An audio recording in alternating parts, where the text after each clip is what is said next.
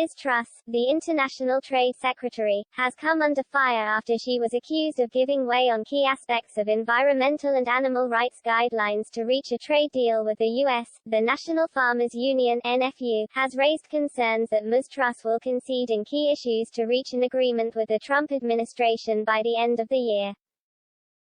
According to the 2019 Conservative Manifesto, such guidelines would not be jeopardized.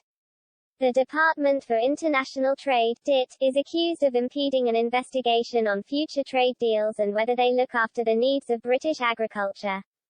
Critics say Ms. Truss wants to turn the UK into a pariah state by letting cheap produce into the country. The foods are filled with antibiotics and hormones, and they could deal a blow to British farmers. However, insiders say ministers including Boris Johnson and Environment Secretary George Eustice claim the manifesto is complied with. Last night the government refuted claims that Ms. Truss' branch was willing to betray British farmers. Minette Batters, the president of the NFU, said there may be only 60 days to help family farmers.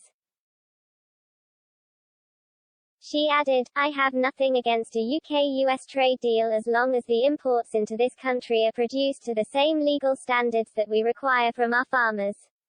While DEFRA ministers refuse to have that compromised, we do not have the same assurances from DIT. I hope Liz Truss will start listening to her fellow cabinet members." Brexit was meant to be about the creation of a bigger, better Britain, not turning us into a pariah state. Insiders say there are disagreements in government between purist ideologues, who want the most liberal trade, and those who support Britain's environmental model. Industry leaders have alleged that those on the right of the party are using a pending trade bill to diminish Britain's standards ahead of a deal with the US. Britain's guidelines determine the quality of food fed to livestock, and which chemicals can be used. The standards also outline animal welfare rules and ban the use of chemicals near waterways. In the U.S., practices like giving cattle growth hormone and antibiotics are allowed, as is chlorine washing chicken prior to its sale. Environmentalists have raised concerns that U.S.-style factory farming could also decrease Britain's chances to meet its net zero carbon target and overturn the decline in species. It could also deteriorate the quality of the soil, making the land more prone to flooding. Conservative MP Simon Hoare said, "Nobody is being a protectionist here, it is just a disagreement about shades of free trade. If you reduce the tariff on American sugarcane, then you open up our sugar beet farmers to unfair competition. These issues have to be considered."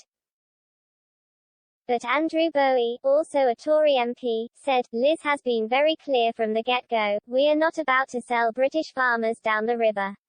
We are proud of our standards, we are not about to undercut farmers by doing a deal that will harm them." A government spokesman said, "We have been clear that in all of our trade negotiations, including with the US in our first round of negotiations, that we will not undermine our high domestic environmental protection, animal welfare and food safety standards by ensuring in any agreement British farmers are always able to compete."